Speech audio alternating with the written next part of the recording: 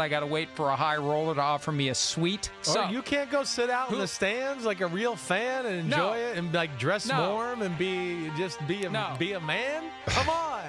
Aren't you a man? No. No. I know you're not. The manhood will be tested on Sunday night in Chicago. The manhood will be shriveling on the sidelines in the single digits if it gets that low. Illegal manhood shrinking. That's a 15-yard penalty. I could say more, but let's just keep it rolling. We are here for the Divisional Round picks. And we'll be in Chicago. I wish they already built their dome, but Chicago is awesome. Chicago is like New York City and Pittsburgh had a baby. They love their football. It's great what's happening there right now. They haven't enjoyed their team this much maybe since 1985. It's up there. Yes, You're they've right. been to a Super Bowl. They've been to an NFC championship. They hosted the Packers 15 years ago in that game. That was the Jay Cutler, why are you standing on the sidelines? Why aren't you playing? Second half game. Yep. They lost the Super Bowl to the Colts to cap the 2006 season. But I think it's a combination of they're having an extremely special season and they feel that it is sustainable. Right. That this is just the beginning. Whatever happens this year, that's great. But this is the first page of a new chapter for the Bears that is driven by offense, not defense, with a first-year coach, a second-year quarterback, and two guys who will be together for a long time, and the Bears will be contending. And I think that's the key. It's not just a blip. Like 85 was like, boom, and then it fizzled out. They felt like they were a new dynasty, and they never got back to the Super Bowl. Right. This feels like a team that's going to be there. And so Chicago is nuts for the Bears, and will be there for the Rams-Bears game. That'll be the last one we pick when we get to the end of this installment of the Joint Mega Picks podcast. Chris Simms Unbuttoned, PFTPM. Only 4 games to pick, the same amount of time, so we can talk about other stuff. And then we'll run out of time, and we'll have to rush through the picks. So we're going to try not to do that. It works.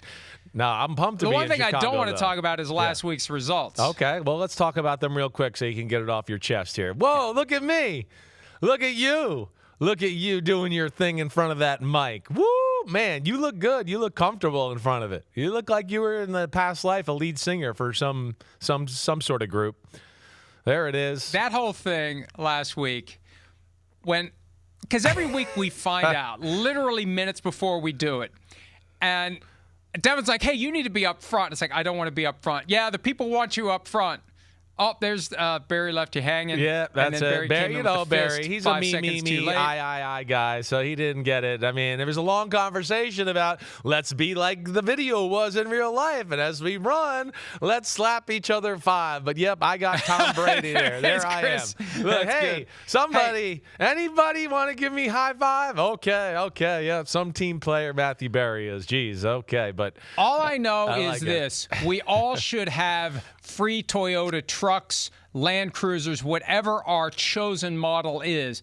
Toyota's gotten so much pub off of those videos, which are doing extremely well. Maria Taylor puts them together. Mackenzie is the director, and she's done a great job this year. And every week, they manage to create something compelling out of our limited skills. So that's where my picture comes from, Tom. Yep. Brady, a.k.a. Chris Simms, still waiting for the high five from Matthew Berry. It's all good. But good week, though. You got the upper hand on me, though. Yeah. Well, yeah. We started off 2-0. We were both right with the Saturday picks. It fell apart for me after that, 0-4. So I was 0-3 on Sunday, and I got like caught an up in Aaron the Rodgers, eh? Is that what you like? You like an Aaron Rodgers, huh? Not anymore. I don't like it, Aaron Rodgers. Well, good thing you didn't go there. That game was there to be had, though. Right, it was. No doubt. No, I'm glad I wasn't there. Yeah. It was there to be had. It's 7-6 in the fourth quarter. And even after the Texans scored a field goal to make it 10-6, like, okay, they still are in position. If they can just get anything going on offense, they can still win this game. That's when the strip sack, return for a touchdown, and that was it. The moment that it's over. 17-6, there's no way. Well, yeah. There's no way the Steelers were going to overcome a 17-6 deficit in the fourth quarter. They weren't going to score. They could have played another full game, and the Steelers wouldn't have scored 11 points. I don't think so. It was over at 17-6. I was yelling at the TV and on group text just telling the Texans to kneel the ball down. Kneel the ball down, because this literally is a game the defense can win by itself if C.J. Stroud would just get out of the way. That was crazy. I've never seen a team, and I know we're going to talk about it, I don't think I ever have seen a game where one team whooped the shit out of another team to that capacity, and then to your point, it was 7-6. It was like, what? How is this possible? I mean, one team can't get a yard or do anything and is being out-hit and totally dominated. But, thank God for that defensive play. You're right. That kind of opened up the floodgates, and then C.J. Stroud hit a throw or two, and then that was that. Yeah, you would have been pissed being there to see that blowout loss. DK Metcalf had that drop in the first half. If he would have caught that ball, I think could have changed the games a little differently. bit. Right. Aaron Rodgers stopped targeting him after that. I don't know if he was or wasn't open. I haven't studied the film. And then there was a play in the second half where Danielle Hunter, because I noticed Danielle Hunter, they had a shot of him before the play. And he's got more veins in one arm than most humans have in their entire bodies. And he's just a specimen. He always has been. I interviewed him years ago in Minnesota on the practice field. And I hello, sir. Please don't kill me. Yeah. He is gigantic, and he's the nicest guy you'd ever want to talk to. But he is an imposing human being. And on that play, that was the one where he got to Rodgers just as Rodgers was uncorking what looked like a chance maybe to hit a long deep. touchdown to DK Metcalf. Right. It's the game can be, that fickle, that close at times.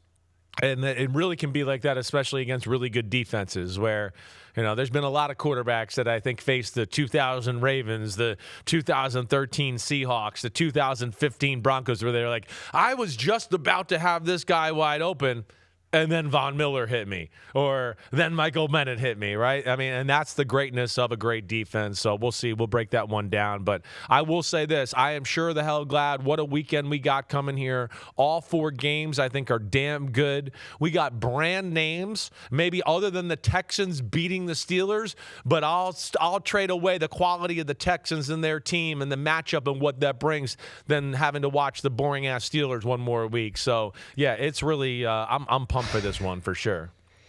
Well, the Steelers ultimately became that team that you have said they've been right. for as long as we've been doing this. You don't want them in the playoffs, not because you have some bias against the Steelers. You just don't want teams in the playoffs that have no chance to win. Right.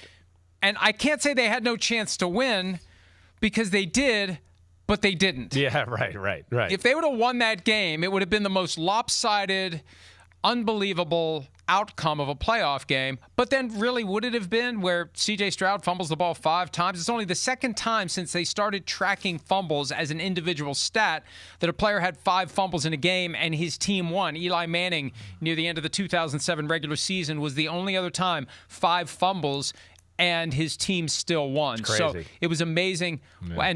And as a wise man has said all season long, the Texans defense is good enough to win all by itself. We'll talk about that game. We'll talk about all the others as we get into the divisional round. And let's take it chronologically as we always do. It begins on Saturday afternoon, 4:30 p.m. Eastern Time. The Buffalo Bills, 6-seeded, go to Denver to take on the top-seeded Broncos. The Bills, 6 days between games with a lot of guys banged up. Josh Allen fully participated in practice on Wednesday, but, man, he's got a cocktail of injuries now that they have to manage.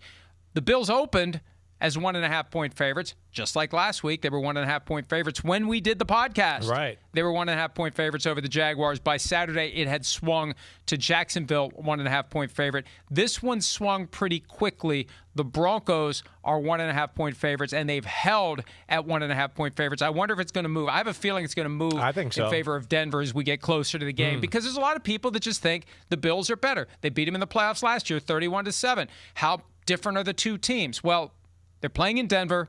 The Broncos are the top seed, and the Bills aren't as good overall as they were last year, but they still have Josh Allen. So wait, do you think the spread's going to move more towards Denver or Buffalo? I wasn't sure. Yeah. Denver? No, I think it's going to. I have a feeling it's going to end up 3.5 by the time it's all said and done. Okay. Yeah, it'd be interesting. I mean, listen, I expect a really close football game. I do that, right? And then within this, I know I've had my concerns at moments about Buffalo's defense, and maybe I need to stop being so concerned about it because they continue to prove me wrong in a lot of ways. And as we've known too, like teams that can run the ball and really run the ball at a high level, right, usually can move the ball on the Buffalo Bills. But I don't look at the Denver Broncos as being one of those type of teams where they can just enforce their will and their physicality and run the ball at you no matter what.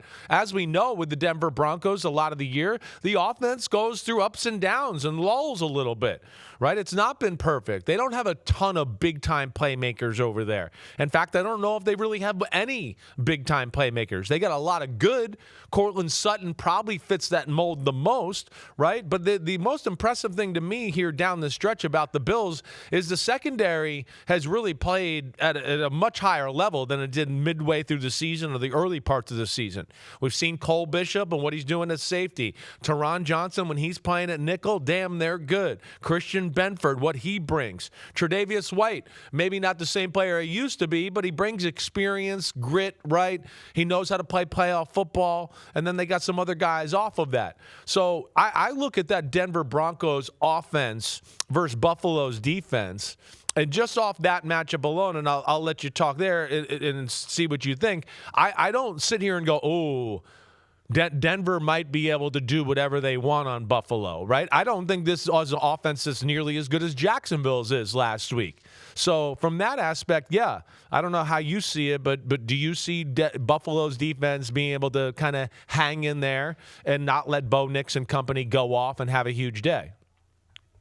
You mentioned Tre'Davious White. Yeah. There was a time, it was the Week 3 Thursday night game against the Dolphins, where it dawned on me that your plan for facing the Buffalo defense should be throw the ball to whoever Tre'Davious White is covering. Yeah. Because he could not cover anyone. Right. And for him to step up and make the plays he did, and maybe it's just a situation where, older player, banged up. At this point in the season, he's healthy. And maybe appreciates the moment. This may be his last shot at trying to get to the top of the mountain with the Buffalo Bills. And, he's got a great story. He was there, he was gone, he's back. And they really love him. You can tell just based on the way Sean McDermott, the head coach of the team, talks about him. Right. And that helps, and it makes a difference. And what has the Broncos offense been? It was another Thursday night game. Week 9, I believe, maybe Week 10, the Raiders at the Broncos, they were booing the Broncos. They were sluggish. We've seen them play with their food all year long. The offense is not explosive. The defense has been the strength of this team. Right. The offense has done just enough. And they haven't had J.K. Dobbins since that Raiders game. And J.K. Dobbins, of their options at running back, and Jaleel McLaughlin of late has carved into R.J. Harvey's playing time. R.J. Harvey's averaging under 4 yards per carry. He's still the lead guy. But, Week 18, for the game they had to win to beat the Chargers, McLaughlin got the start over R.J. Harvey. Now, Harvey still played the bulk of the plays and was on the field more often, but they really could use J.K. Dobbins back. And I think the door's open for possibly next week if they get to next week, but they don't have that bruising presence that J.K. Dobbins was on pace for like a 1,300-yard year. In the passing game, they've got Courtland Sutton, but there isn't that same, they still have a long way to go to get to the kind of offense Sean Payton was accustomed to in New Orleans. And that's the glass half full for the Broncos. That offense is only going to get better the longer Peyton's there. That's and right. the more they can develop and add more pieces. Exactly. They are the equivalent of the Bears, where it feels like it's the start of something potentially special in Denver, but are they good enough now to win a game like this against a team like the Bills at a time when what had been the liability of the Bills is getting stronger, and what has been the liability of the Broncos is just kind of still there. Like, if they score 20 points, it's like, hey, that's a pretty good day. That's not what we expect from a Sean Payton offense, and it just shows you they don't have all of the pieces that they need to to put up a bunch of points when you get to a single elimination game. No, it's rare, right? And we've had this discussion before of a Broncos football team or any number one seed really in getting the bye where you go, there really isn't a dominant victory all year except the Dallas Cowboys game. That's where it's weird and different than what we're accustomed to with a team that is the number one seed. So, yeah, that's where, that's going to be a close matchup. And then you flip it over to the other side and you get into Josh Allen versus the Broncos defense. We know the Broncos defense is awesome. It's awesome. It's one of the best in football. I don't think I'm going to put it there with the Houston Texans. I think they're the Kings. But then right after that, you've heard me say it's the Seahawks and the Broncos right behind it for my choice to be who's the second best defense.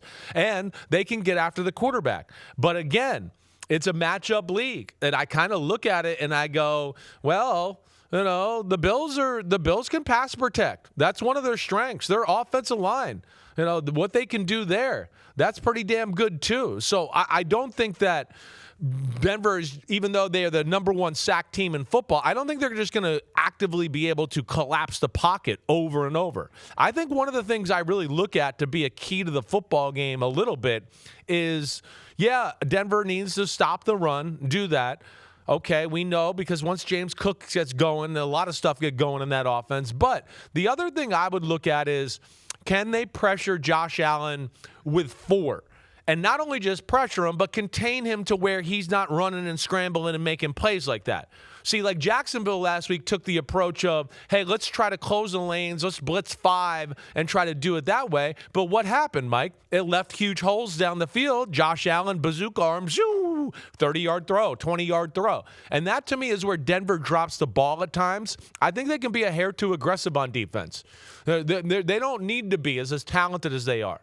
They could be more rush 4, play man-to-man, have other guys in the middle reading coverage, watching Josh Allen doing whatever.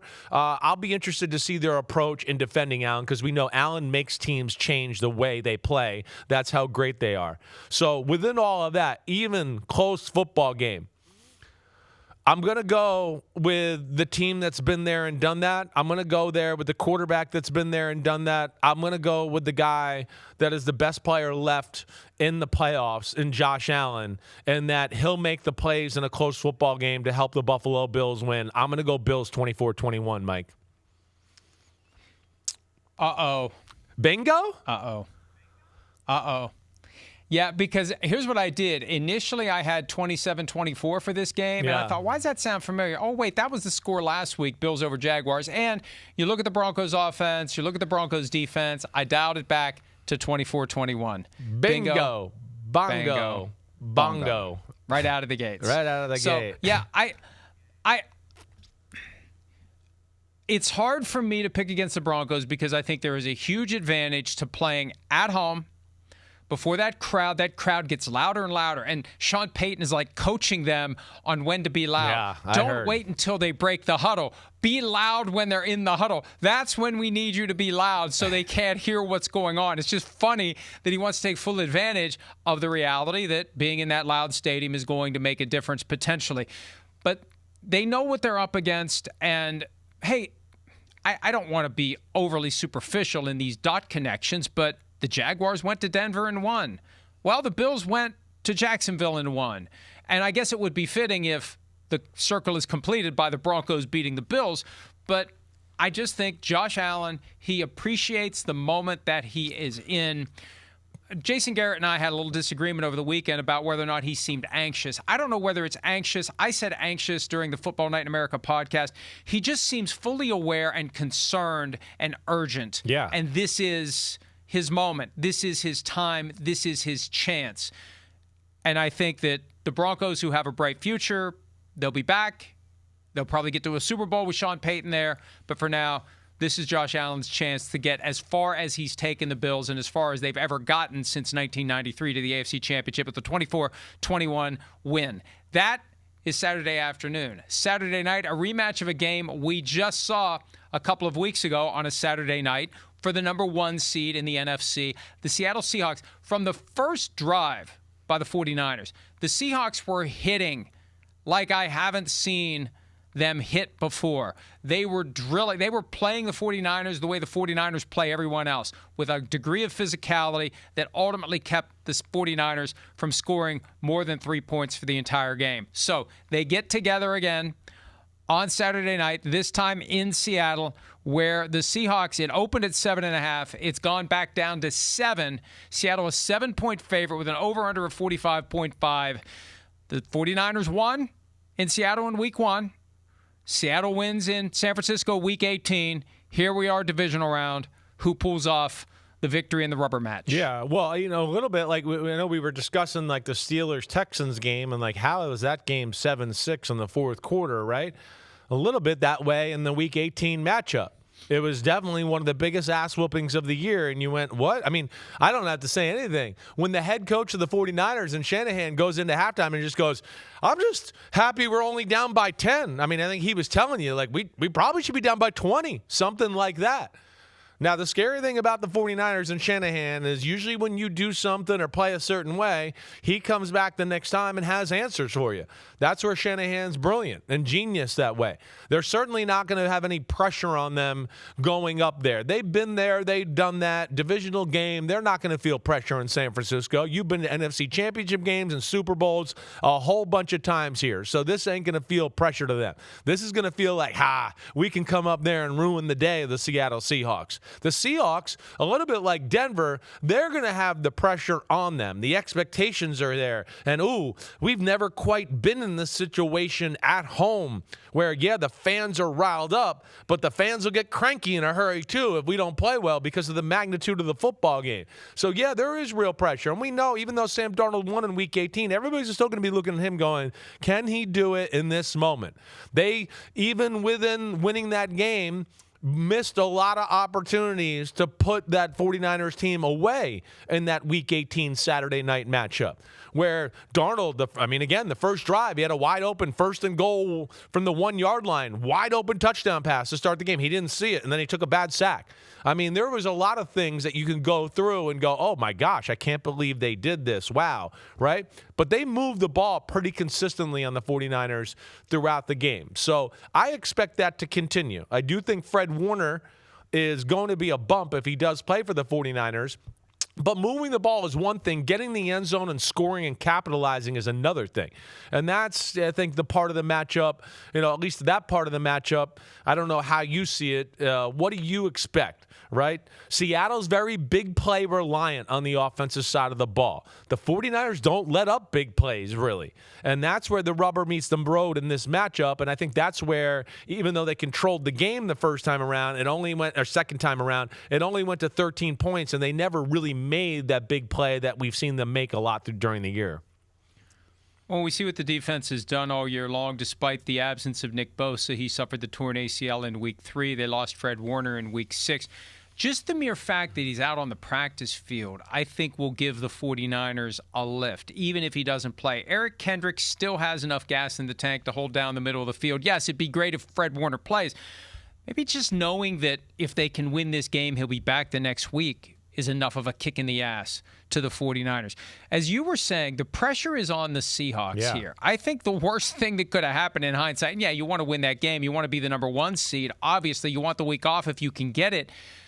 But we've talked about this before. When you get into a rematch with someone that you easily beat, what do you do the next time around? How much do you change? How much self-scouting of yourself do you do? Yeah. And if the 49ers come out of the gates like they did against the Eagles and score a touchdown on the first drive, all of a sudden, what's going on here? This is different from last time. Right. And it's that same psychology that trickles into the 1 seed.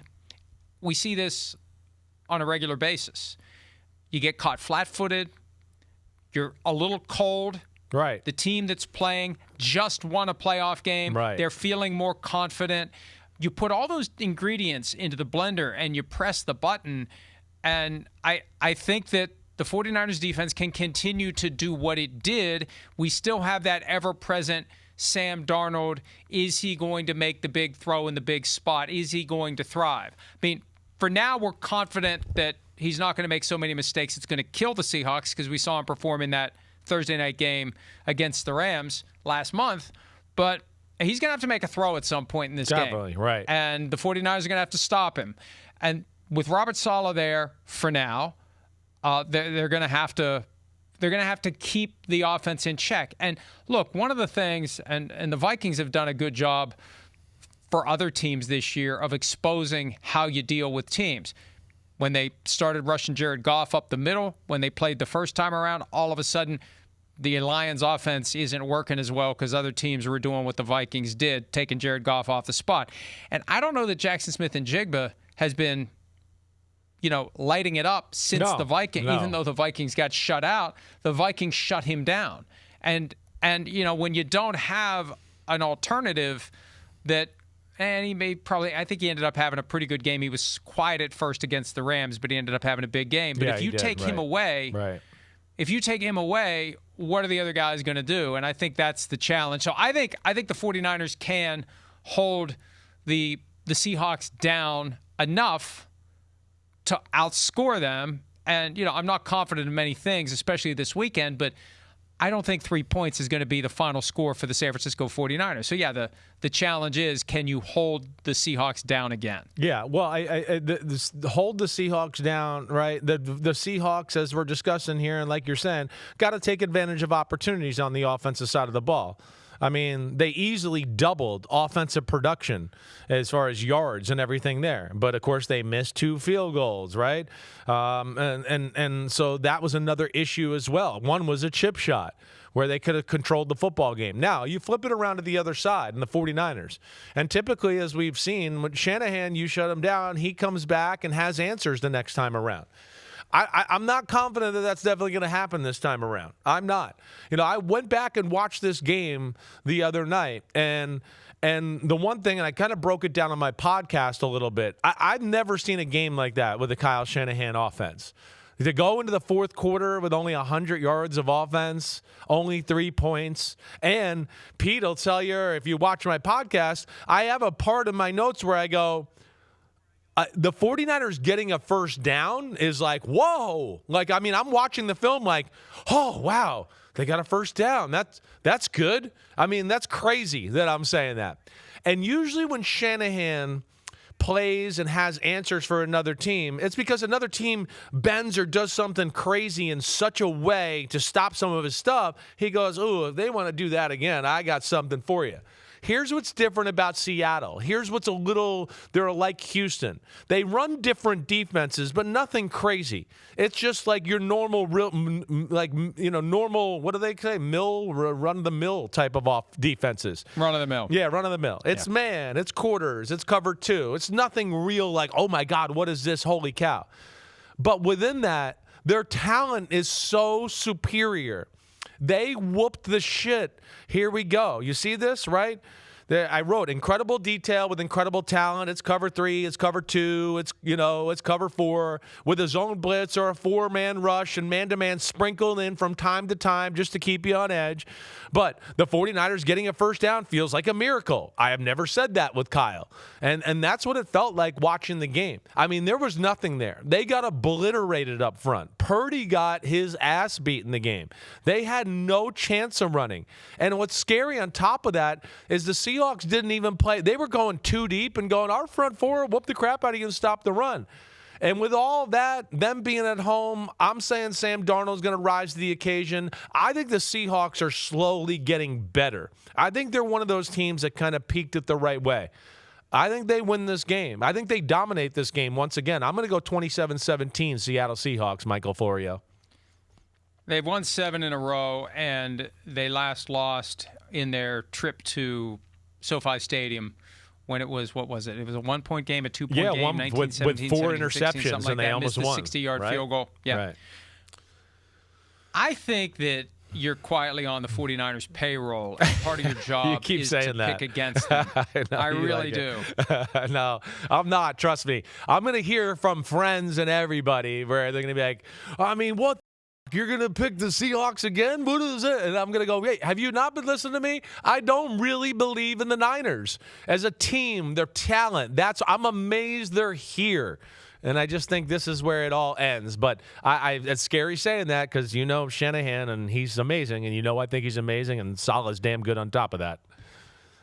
For as rough as the last game went, after it became 13-3 in the fourth quarter with 14:15 to play, the 49ers went right down the field. And but for that weird, fluky, off the hands of Christian McCaffrey interception, would have been 13-10, and Sam Darnold would have had to make a play on that drive. I am going to, and this is, and I don't want to say Boston meatballs because we have proven time and again this year that my instincts are shit. I'm going 27-24 for this one. I think the Seahawks ultimately will score more points. I'm rooting for a shootout. I want an exciting game. I think the 49ers win. I think the 49ers advance. My fever dream of Chris Berman's fever dream of a Bills-49ers Super Bowl stays alive. Remember, he picked that every year in the 90s, and it never happened. I'm hoping that's what happens this year. 49ers win 27-24. All right, we will pivot to Sunday when the Chris Simms Unbuttoned PFTPM Joint Mega Picks podcast for the Division Round 2025, although played in 2026, continues right after this. Don't confuse everybody.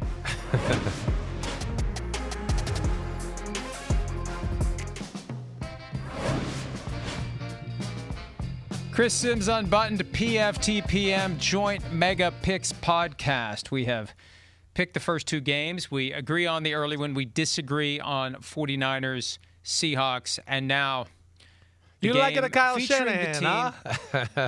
Yeah, and you don't. And I don't even have it. Maybe I should have his initials tattooed on my leg.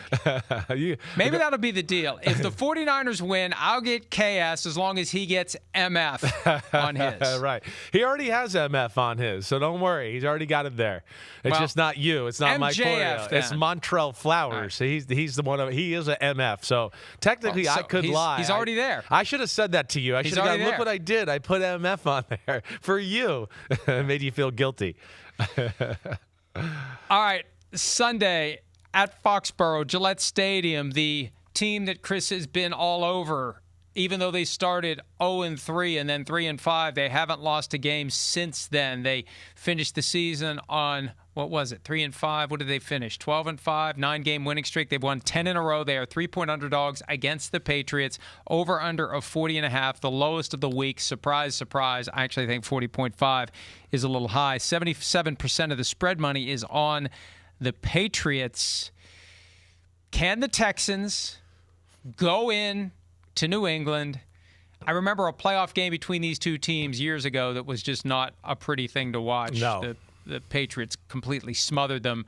Can the Texans go in there with this dominant defense and score at least one more point than the New England Patriots? Well, of course I think they're capable, right? I mean, the way they play is made for playoff football, but that's all in encompassing that we think C.J. Stroud will play playoff quarterback caliber football, and not that he has to play anything great. That's what was head-scratching about the other night, like we were talking about. It's like, wait, do you know who your team is? Like, that's part of being. When people go, hey, you got to learn to win. You got to learn to win in the playoffs, right? There's different things there. And understanding your team and who you're playing is a big part of the picture for a quarterback. Right? I mean, I'd have coaches all the time. Hey, we're playing this team this week. Hey, you know, they're not going to be able to move the ball in our defense. We feel really good about that matchup, right? So, hey, their defense is okay. We feel good about it, but you know, they got one pass rusher or whatever. Don't take a chance. Like, those are things you got to think of as a quarterback. Don't hold the ball. Don't try to force it. We're better than them. And C.J. Stroud, I'm not saying they're better than New England, but he's got to realize that he's got a defense and that, you know, they can win games with minimal output from their offense. So, breaking this down, it's one of my favorite matchups of the weekend, especially because of the coaching, all right? I mean, I look at it and go, man, Matt Burke, defensive coordinator of the Texans, and DeMeco Ryan versus Josh McDaniels. Josh McDaniels, this is Josh McDaniels, one of the best offensive minds in the sport. This is a Houston Texans defense that's rooted in the Seattle scheme, right? This is a Seattle scheme that Josh McDaniels has next level knowledge about. Because when you play a team in the Super Bowl that runs Seattle scheme, which he did when he was the OC of the Patriots and they beat the Seahawks in Super Bowl 49, or when they beat the Atlanta Falcons and Dan Quinn, who came from Seattle and ran the Seattle scheme up 28-3 And, of course, they came back and win that football game. The Jacksonville Jaguars with Gus Bradley and company and everybody there at that time, Seattle scheme. So he's got great studying habits, skills, hours put in about how to attack this defense. So he'll have something for it. But as you've heard me say, too, before, Houston, even though they're somewhat simple, they have a good way of just changing up a little nuance with how they play. And then this defense is special. It's special. You saw the New England Patriots have a hard time protecting the passer last week against the Los Angeles Chargers. The Los Angeles Chargers aren't even in the same stratosphere, in the same universe, their front four, as the Houston Texans. So that's got to worry you. And then what also has to worry you, Mike, is receivers are good for the Patriots, but not necessarily scary, right? A lot of good. You know, Stephon Diggs is really good. But do they have guys that scare you like a DK Metcalf or somebody else that you go, whoa, he could run by us for a big play? Not really. So that favors Houston to be able to get in their face and play man-to-man and do some of that in certain situations and maybe even blitz off of that. So that's the first thing, right? And we know Drake Maye makes plays with his legs. Can he make plays with his legs against this defense on the regular? I doubt it. But what kind of jumps out to you about at least that part of the matchup? Drake Maye, maybe the MVP versus the best defense, and what I would say the best unit of anybody in all of the playoffs is the Houston Texans defense. Well, you make great points about Josh McDaniels' experience against the Seattle scheme, but when you take the Seattle scheme and you put badasses at every level, right? That's what's the Seattle scheme becomes a hell of a lot more effective. Right. When you've got Will Anderson and Danielle Hunter limiting the amount of time that Drake Maye has to find an open receiver, and when you don't have a guy that is going to get open quickly off the line, and you have to worry about Derek Stingley Jr. and the rest of the secondary, and you got Jalen Petrie just roving around trying to create havoc wherever. They are the best defense in the NFL. And this is one of those games where it's almost like a college game where the scheme isn't going to matter all that much when the offense feels like it's constantly under siege. Yeah, right. And at some point, we just have to acknowledge we have to set aside the helmets, the logos, the names, the perceptions, and we have to appreciate the fact that the Texans have put together a very special defense, a very competitive team, a team that is good enough to overcome its flaws, and that has just been winning and winning and winning and winning. And you said it best as it relates to the Chargers. Like Will Campbell's talking about, he had a bad game last week. Well, get ready for another bad game, and it ain't going to be your fault. Yeah, because you're gonna be dealing with the best front four in the NFL, and specifically the best two bookend pass rushers we've seen in a long time. It's hard to keep two guys like that around, and they may not be able to do it for long. Will Anderson's going to be due to get paid. Danielle Hunter's already getting paid. One of those guys may not be there for the next 2, 3, 4 years. It's going to be hard to hold them together, but for now they're there. So I just think the overall physical skills of those defensive players will be enough to give Drake Maye an experience he has yet to have. I was looking back at the Patriots' schedule. The toughest defense they played was the Browns. Right. And it was 9-7 at halftime. Yes. The dam broke in the third quarter. The Patriots scored 21 points, but they're going to have their hands full. And, the good news is they're at home, but they were at home against the Cleveland Browns.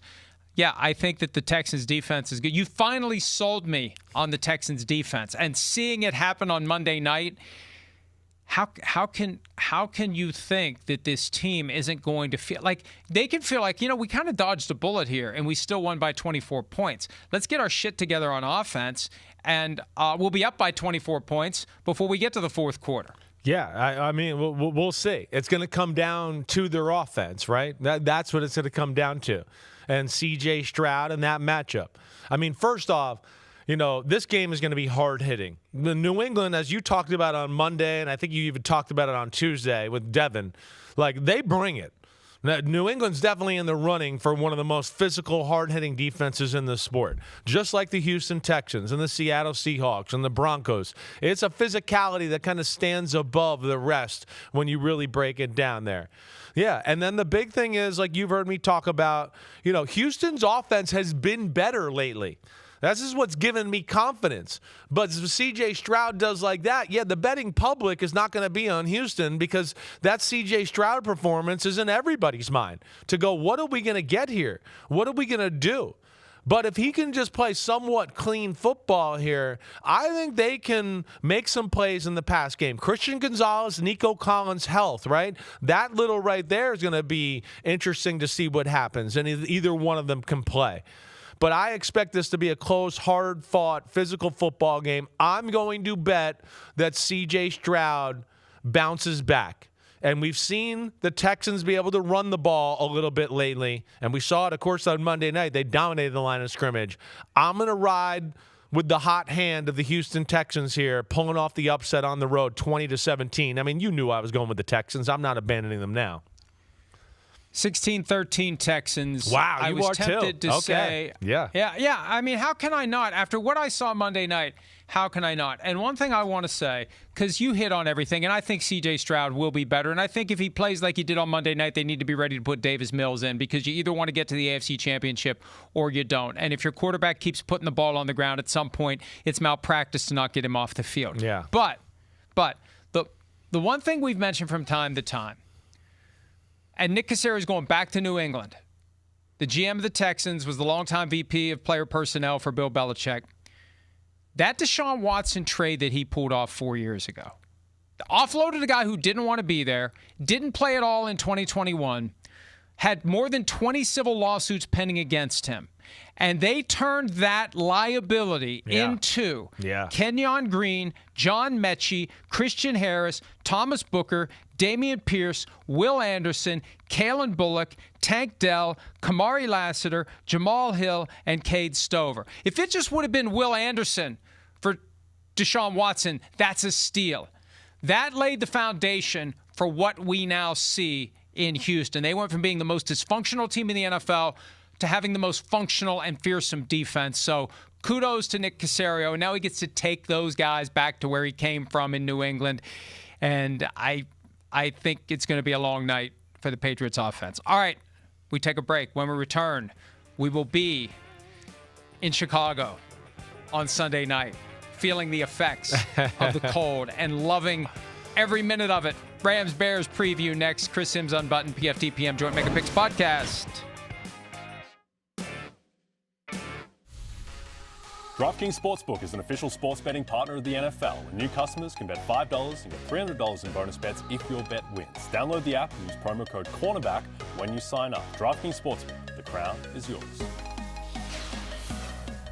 As always, please wager responsibly, only with money that you know you can afford to lose. If you listen to me, especially lately, you shall. All right. The late game, Sunday night, coverage begins 6 o'clock Eastern, 5 o'clock Central. We will be at Soldier Field. The Rams will be there. The Bears will be there. This has the potential to be a shootout. I wish it was a little warmer. I wish weather would not be a factor at all. The way the Rams talk, it's not going to be a factor. I think they're trying to psych themselves up. The Bears, Ben Johnson, trying to psych them out and make them think about the cold. You know, it'd be great if it's old school Vikings where the Bears all come out with no sleeves on and Ben Johnson's walking around in a polo shirt and no jacket. I don't think he's willing to go that far with it. Regardless, the Rams come in as 3.5-point favorites over the Bears, 48.5-point over-under. The Rams are the only road favorite of the week. It's the highest over-under of the week, which is to no surprise. 18 degrees, it's going to feel like 5. It's going to feel like 5. 10 to 15 mile per hour winds with gusts up to 25. It's going to feel like 5. Yeah, it's going to be cold. I don't, as long as it doesn't snow and all of that, I don't think it's going to affect the game, right? I look at these two quarterbacks, and I think they're going to be able to throw the ball. They can throw the ball through anything, right? So I don't worry about that. Now, I mean, if it ends up being snowy and a downpour of snow and everything like that, then, that could affect how the game is played. But I think as we stand now, I feel good about Caleb Williams and Matthew Stafford's ability to throw that ball through the damn wind. Rams, Bears, 85 NFC Championship game rematch, right? The craziest stat I've heard in a long time, and I think you said it on Monday, right? The fact that this is the 15th playoff game for Sean McVay as a head coach, and it's versus 15 different opponents, is insane. That's the most random, coincidental stat like I can remember in football history. This game's going to be awesome, right? It is. Now, you take the Rams offense versus the Bears defense. I don't like the Bears' chances of stopping the Rams. I don't like it, plain and simple. I think the Rams are going to have a field day moving the ball on the Chicago Bears. The Rams are good run, pass. It doesn't matter. They can attack you either way. I would sit here and argue at times. I go, they don't run the ball enough. They didn't run the ball enough last week in the Carolina Panther game. It's like they got frustrated at one point that the game was still close, and they were like, we're going to show you. And it's like, wait, you've gone 2 drives now without running the football, and you're dominating the line of scrimmage, so they can't get away from that. The Bears are going to be all about, let's take a tactical chance and just hope we can create a turnover and give our offense one more possession. That's what it's going to be all about. And Matthew Stafford's going to have to find that fine line of, yeah, we're going to be aggressive and make big plays, but I don't want to let, one of these secondary guys, Kevin Byard or something, get another interception this year. But I don't look at the Bears' defense and love this matchup. I think they can definitely have some issues here. Defending Puka, Devontae Adams, the 3 tight end sets, everything they do there. Yeah, this is the problem with the Bears, and I certainly think the Rams and Stafford have put up big points, at least as far as that side of the matchup's concerned. They had that really cold game last year with the Jets, and I remember vaguely Puka Nacua talking about playing in the cold. He played at BYU. They had cold games there. Yeah. This isn't anything that's all that foreign to him. Matthew Stafford the Eagles' is playoff unaffected game was cold by anything. Right, yeah, right. It was cold. It wasn't as cold as it's going to be here. Right. But still cold. They have the experience, and Matthew Stafford has been saying all week long, like, why do we care? This is an opportunity. This is what you grow up thinking about. You're out in your backyard. You're thinking about playing a playoff game in Chicago against the Bears one of these days. So I think the Rams will not be affected by it. They won't allow themselves to be affected by it. They'll have all the precautions where they can stay warm. And, yeah, I mean, is it going to take a few points off the board? Maybe. If it was played in a dome, would it be 54-51? Possibly. But it's still going to be an exciting game with a lot of points, and it's going to be hard for the Bears. And, the Bears just, like, weather the storm and then dig out of whatever's left. And they embrace that. Like, yeah, we're going to fall behind, but then when we get to the third and fourth quarter, that's when we're going to try to find the gas pedal, and that's when the Rams are going to have to be ready to bring it defensively to keep that from happening. And it felt like the Packers were going to keep it from happening. That's what made the comeback so weird. Once the Bears were down, it still felt like they were sluggish and they weren't able to kick it in. And all of a sudden, it's like, holy shit, they kicked it in. Like, when did that happen? Yeah. So, yeah, the Rams are going to score their points. I have no doubt about that. And the question is almost like, it reminds me of the first Panthers-Rams game, and to a certain extent the second one, like a tennis match where who's going to break serve? Right. Who's going to make the big turnover at the key moment and keep the other team from scoring that touchdown and then get just enough of an edge to win the game? So, this is one I went back and forth on for that very reason, because I think both teams are going to score their points. I do too. Who is going to show up in the fourth quarter when it's time to deliver, when it's time to step up or step off? Yeah, right. And that's what we're going to see with Caleb Williams. It's scary, I think, with this defense against the Rams, if you go Caleb Williams, Bears, and the offense, if it becomes, wait, we got to throw the ball every down. I don't, they can't be in the hole like they were last week. I think the Rams thrive in that because they have all these pass rushers and they can then just go. We don't have to worry about the run. We're not real big anyways. We kind of rely on chaos. Now we don't have to worry about that and we can get after it. And I don't think you can depend on a lull from the Rams offense like you saw with the Packers or some of these other teams that let the Bears come back in games where, the Rams are going to be aware of that. Well, sure about that? I think back to that Thursday night game. The Rams, after they went up 16, the Rams offense was AWOL until the first drive of overtime. Well, yeah. Well, I mean, they went up. It was 30-16. You're right. They played conservative. They punted the ball away, a return punt. They got the ball again. They kind of played it a little too conservative. And Seattle went and scored on the last damn, play of the game. So then they didn't have the ball again. So it was really only like 2 drives. But nonetheless, I hear you. And then they're going to be aware that they're playing a team that can come back. That's for sure. But this is another game where I look at this is going to be a Caleb Williams game. This is he's going to have to be surgical in the drop back pass game. I don't think you can just think you're going to have big plays. The Rams don't let up a ton of big plays on pass defense. They play too much zone. That bothers me about the Rams. Within playing too much zone, you got to be able to be in the pocket, and really that's where you got to be disciplined pocket passer and accurate because, yeah, you might not have the scrambling, I'm going to throw in the run. It's a night where it's like 6 here, 8 yards, 10 here, 10 here, 12 here, 6 here, all of that. I do think they'll be able to run on the Rams defense as well. I do. I expect a shootout. But I think when it comes down to it, I just trust the Rams in this moment a little bit better. I think they're a little bit more of a complete football team, and I'm going to go Rams 38-27 on the road on this one. 38-27? Yeah. Good Lord. Good Lord. Right. I'm going to factor, and I've, it's funny. I've tried this in the past, and it's worked. I've tried this in the past, and it wasn't supposed to work, and it did. I think the Bears are going to derive a little extra kick from the 49ers beating the Seahawks, if I'm right about Saturday night, because if they win this game, they host the NFC Championship. Right. And there's just, sometimes there's just something special that genuinely and authentically pops up around a team, and you can't explain it. You can't explain the Caleb Williams throw on 4th and 8. Pasta, you can't explain pasta, meatballs, pasta. Yeah, we'll find out. Still, quite possibly ketchup and egg noodles. But Bears for me. Let me make sure I get the score right. 30-27. I love that score in a playoff game, even though that was the final score of the 1998 NFC Championship. I should hate that score. But 30-27, the Bears get the win over the Rams. The Bears host the 49ers, if I'm right about Saturday night as well. So all underdogs this week. I mean, what the hell? Let's have some fun. I picked every underdog to win. You did. So I took what? Underdog Saturday and a favorite Sunday, and you went all the way with it. So that's good. Hey, listen, there's going to be something here. We know it's the playoffs. This is what's great about this year.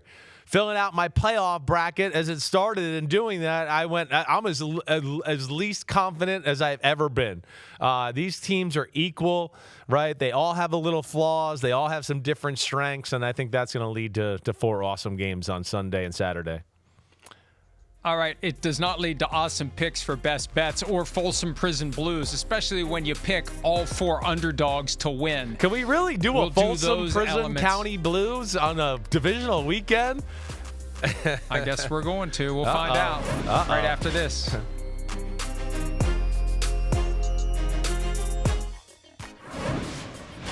All right, Chris Simms Unbuttoned, PFTPM Joint Mega Picks Podcast, Divisional Round. We have 2 disagreements straight up, 2 disagreements against the spread. I have picked all underdogs to win straight up. Chris has picked 2 upsets. We have 1 best bet each. Go. I mean, I thought about Texans, Patriots under. That did cross my mind. I actually thought about Bears, Rams over.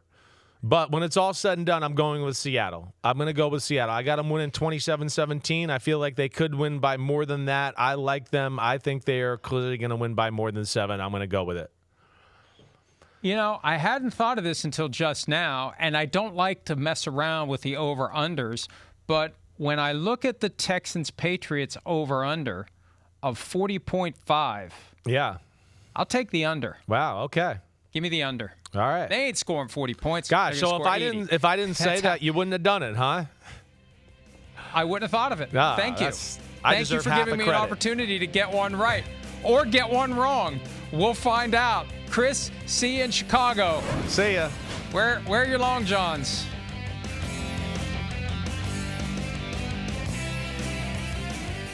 Yo, thanks for watching, homies. We are now in the NFL season here on Chris Simms Unbuttoned. Hit subscribe to get our weekly picks, game recaps, film deep dives, and much, much more. Thanks again for watching. Subscribe, rate, review. Peace out. You know where to find us.